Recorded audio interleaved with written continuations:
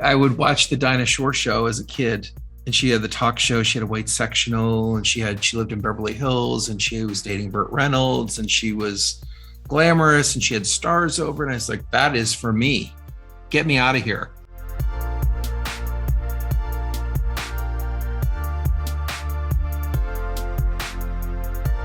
First design job, I went to Brunswick, and I was a sample librarian.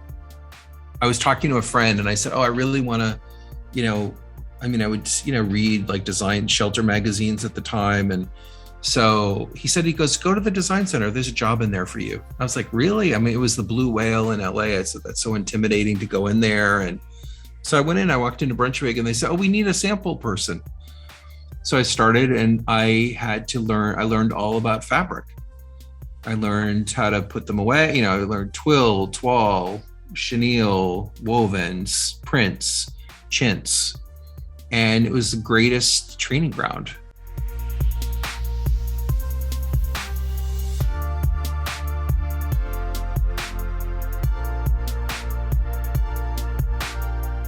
It was 1993, and I was like, what am I going to do? I had no idea. And back to that time, it was, my best friend who I met when I first moved to LA, California, Steve, was dying of AIDS. And it was still very taboo. He never even said the word to me. He didn't have to, but so he was staying in a friend's guest house, and I would go up there every day and take care of him, like take him to the doctor. This is way before Starbucks. I'd take him coffee in the morning. And so we would talk about life and about work, and he was, just a great guy. And so I'd go up there partially too, because they had all the newspapers. So I would go because they're classified. This is pre-internet. So I would go, and we'd sit and circle jobs and call them. And so I kind of worked out of there.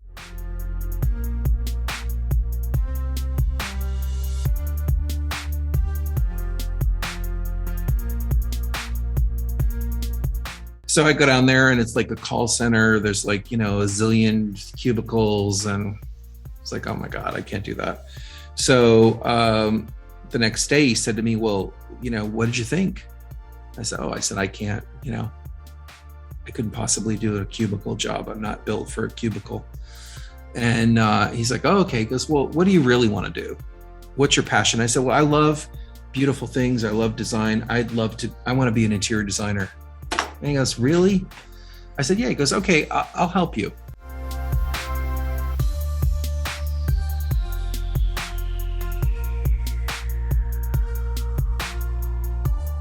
She's in the car calling him. Hi, it's Maria Shriver. I understand, Dave. I ran into your designer at the design center today. He goes, oh yeah, he's helping me with some things. And she said, oh, wow. Have you seen any of his work? And he said, no. And she goes, well, what about, does he have a portfolio? No, I don't think he does. And she said, well, you could hire anybody in the world. And he said, well, I watched him take care of his best friend in my guest house for over a year. And I think he has great character. That's how it started. Like handwriting my invoices. I didn't, it was crazy, but I definitely learned on the job.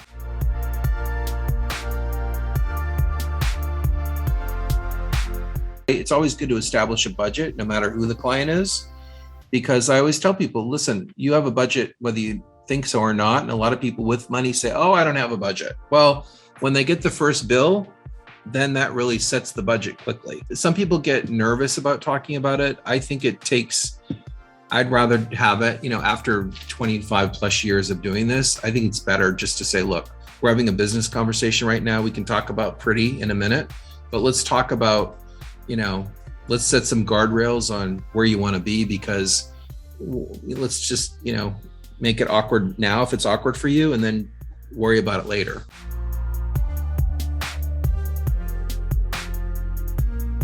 Coming from my background, you wanted to always be like, oh, I know this, I got this. And I was very, trying to like mask insecurity about, maybe I don't know everything. And I still don't know everything. And I tell people that. And I think there's something to be said about when you don't know something, it's okay to say, I don't know about that. Or I'm just hearing about that for the first time. Let me think about it. Let me get back to you. There's nothing worse than being on a job with a know-it-all that knows everything, when at the end of the day, they don't know anything. And so I really just kind of keep that in check now.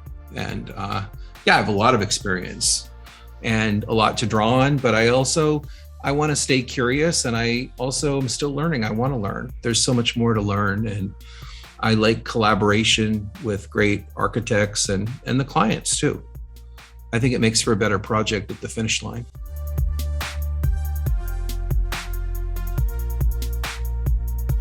It was pre-pandemic, and my accountant said, I feel like you're trying to get out of LA. You're always gone.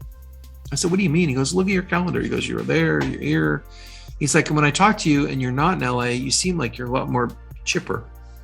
I didn't think anything about it.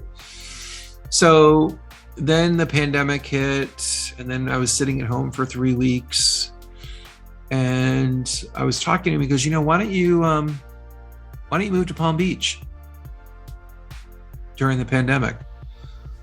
And I was like, really? And he said, yeah, why don't you? He said, you like it there? And he said, you'll never get this opportunity again.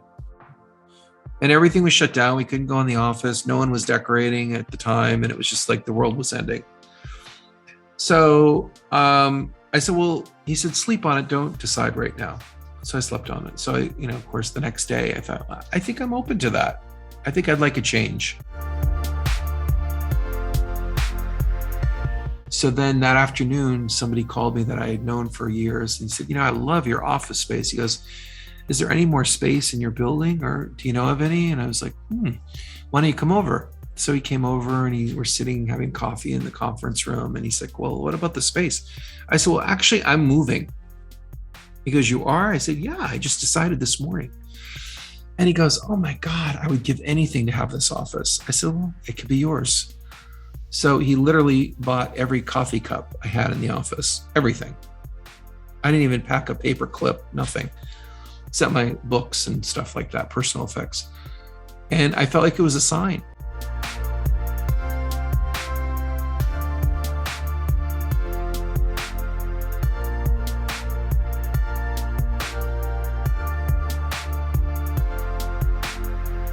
So as I'm leaving, there's a police officer at the door, and I thought it was just a security guard, and it's female. And she said, excuse me, sir, may I speak to you? May I talk to you? I was like, I know you probably want to check my bags, right? Because I have this like $1 million necklace on the counter. And she's like, no, not at all. And she's like, I just want to thank you. She said, I grew up in the Bronx with a single father, and my sister and I went to Kips Bay every day. Of course, I burst into tears. I hugged her. I was like, and she's like, I was Palm Beach Policewoman of the Year. And she goes,